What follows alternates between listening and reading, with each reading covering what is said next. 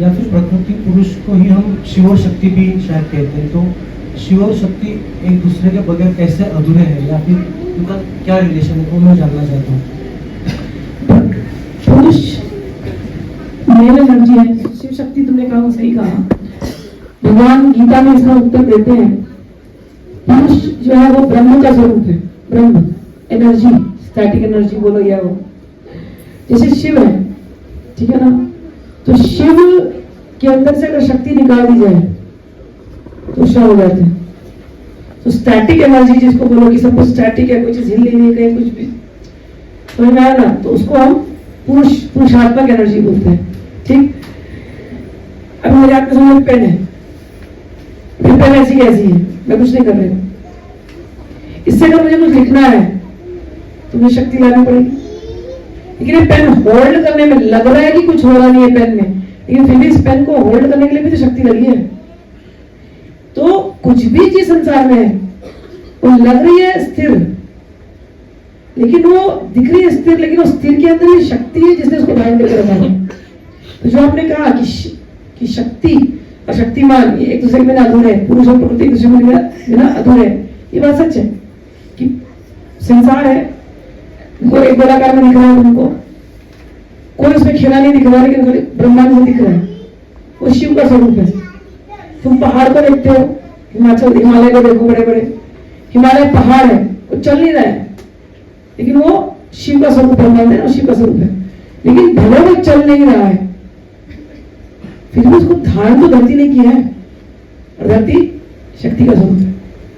शिवलिंग आप देखते हो, शिवलिंग को बताता है नीचे जो है धरती है योनि, और ऊपर जो लिंग है, लिंग यानी पहाड़ का स्वरूप।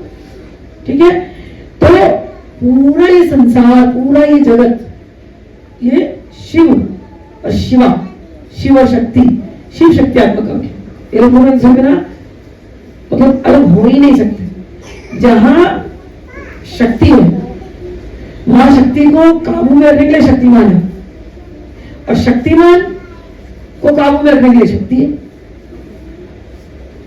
समझे? तो ये दोनों हमेशा ही रहते हैं। तो जो आपका प्रश्न था, तो जैसे पुरुष और प्रकृति पे आते हैं हम लोग, जब ये संसार बना नहीं है, कुछ दिख नहीं रहा है, तब उस समय पे भावना करते हैं कि सब कुछ अद्वैत की है, कुछ नहीं दिख रहा, पुरुष प्रकृति कुछ नहीं दिख रहा, बस एक अंधकार जैसे दिखाई देता है, बस उतना ही है।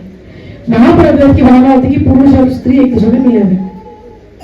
फिर ये ब्रह्मांड बनने की प्रक्रिया शुरू होती है, तो उसमें से एक तत्व निकलता है, उसको महान तत्व बोलते हैं। फिर वो तत्व आगे जाकर के डिवाइड होता है, 3 गुण में डिवाइड होता है, रजोगुण, सतोगुण, तमोगुण। फिर उसमें से पंच, ये जो भूत, वो निकलते हैं। तो जहां प्रकृति की बात आती है, प्रकृति को हम हमेशा बोलते हैं अष्टधा प्रकृति, गीता में भगवान ने बताया। जहां पुरुष की बात आती है, पुरुष इस परब्रह्म, ब्रह्म, और प्रकृति अष्टधा प्रकृति। अष्टधा प्रकृति में पंचभूत, पृथ्वी तत्व, जल तत्व इत्यादि, और उसके बाद मन, बुद्धि, अहंकार, ये अष्टधा प्रकृति है। और यही अष्टधा प्रकृति आगे बढ़ती है सतोगुण, रजोगुण, तमोगुण को लेकर के, और यही अष्टधा प्रकृति ही ये सारा जगत का निर्माण करती है। यही इच्छा शक्ति बनती है, यही ज्ञान शक्ति बनती है, यही क्रिया शक्ति बनती है। जब कभी आप पुराणों को देखते हो तो ऐसा लगता है कि नारायण के कमल में से ब्रह्मा जी प्रकट हुए, और ब्रह्मा जी ने ये यूनिवर्स बनाया। हमने बड़ी पुरुषात्मक पुराण लिखे हैं, लेकिन भाई दुर्गा सप्तशती पढ़ो तो ये सोए रहते हैं। इनको सुलाता कौन है? योग निद्रा में डाल के कौन रखा है? इनको जगाएंगे नहीं अगर विष्णु जी को, तो सृष्टि का निर्माण कैसे होगा? वो योग निद्रा में रखने वाली देवी है, दिखाई दे नहीं रही है, लेकिन वो है। कमल, वो जो उनके अंदर से कमल निकल रहा है, उसमें ब्रह्मा जी निकल रहे हैं। ब्रह्मा जी को ज्ञान कौन देता है कि सृष्टि का निर्माण ऐसे करना है? भगवान के अंदर इच्छा मंत्र की कौन पकड़ होता है कि मुझे सृष्टि का निर्माण करना है?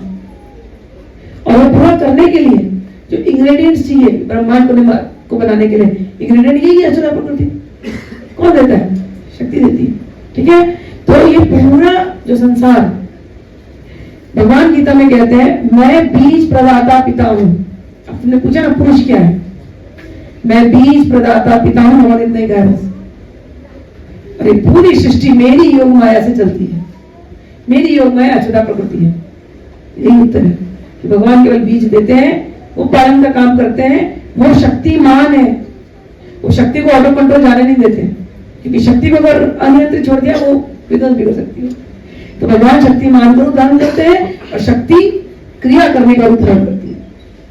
और ये दोनों इसलिए कर रहे हैं, इनको खेल करना है, इनको अपना प्रेम इनको बढ़ाना है।